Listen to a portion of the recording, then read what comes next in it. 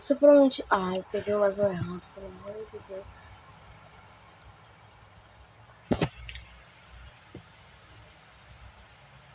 Eita!